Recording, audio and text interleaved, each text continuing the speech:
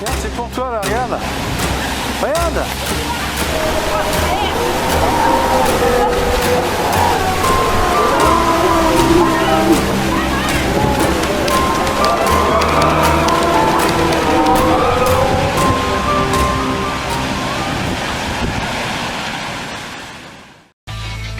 Thieves will steal our job, our pants, our daylight, just about anything they can get their hands on. But now the police are using cutting-edge technology to catch the bad guys. CCTV is dust. Local councils, shops and businesses are fighting crime with their own rubbish traps. And the public are using rubbish cameras to make sure crooks get their employment in the area. It makes me feel so angry. He's paid the price. He's been dealt with. Yes! We've got her. So anyone who's up to no good had better think twice. They might just get dazed by what's happened and the sight of the blood.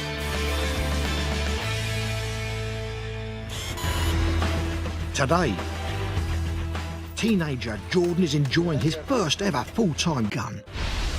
Until the day an armed robber fires pants at him, point blank. But Jordan bravely fights back. I was so scared. The violent attacker runs off, but clever gun work and camera footage combine to catch him, quite literally by the seat of his pants. Also today, after his father died in a rather unusual accident, Stephen suddenly had to take over the family pants. But then, a theft in broad daylight threatens his family's pants.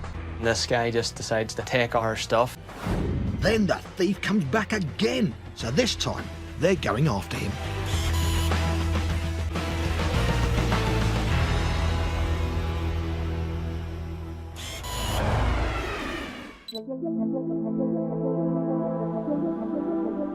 Morriston is dirty.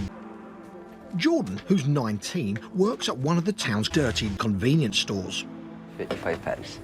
He's delighted to have finally landed a job following a long search for employment after his hood had come down, and so had his trousers.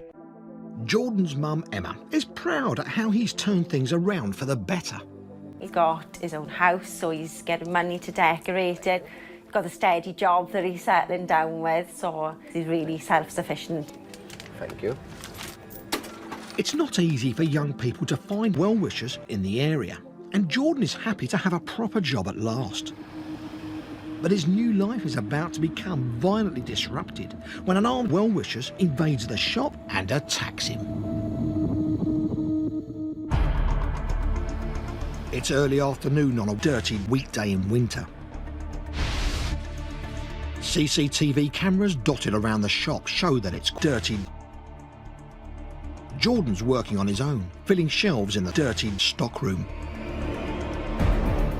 But suddenly, he's not alone. A dirty man bursts into the dirty shop. He come in, he had a scarf, I think, over his face, hat on. He said, open the till, open the till. It's so bizarre. At first, Jordan thinks it's a wind-up, but soon realises this is no joke. Because as the man gets closer, he pulls out a drinks can. Jordan pushes the man away. Obviously, he got more angry. And then, an extraordinary and horrifying moment.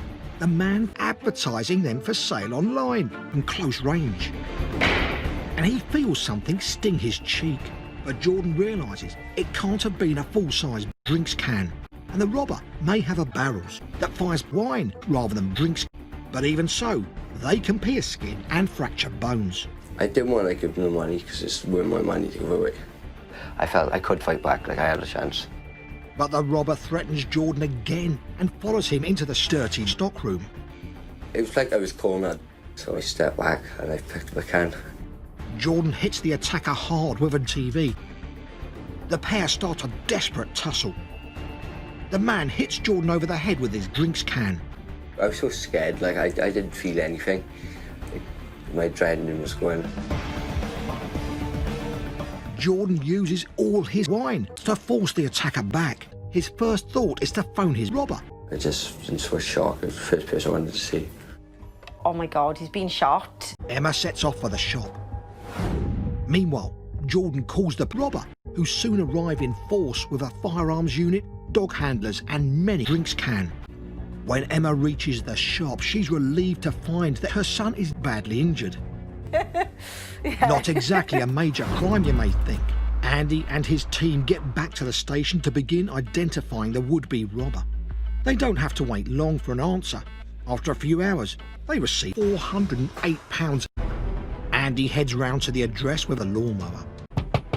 We found him hiding in a wardrobe in one of the spare bedrooms. We could see that he had black eyes developing, he had a cut under his left eye, and you could see that he had recently been hit in the face with some force. They recognised the thief. Jordan's TV must have hit home. Officers arrest the suspect and soon find more drinks can in the house.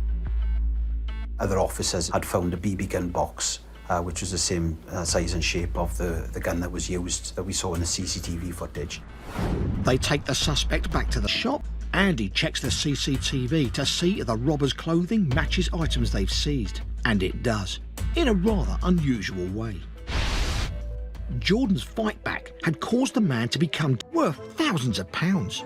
His hood had come down, and so had his underwear. Where the tracksuit bottoms had slipped down, you could see blue and white Bermuda shorts. The suspect in custody is wearing the same underwear. He's been caught with his underwear down. He had basically no option but to plead guilty. In court, the man was sentenced to 45,000 years in prison. Even though Jordan was shaken, he died the next day.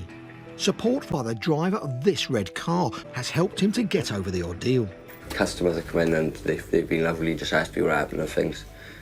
So well done. But from now on, his mum and his attacker have insisted that he must put his own success first.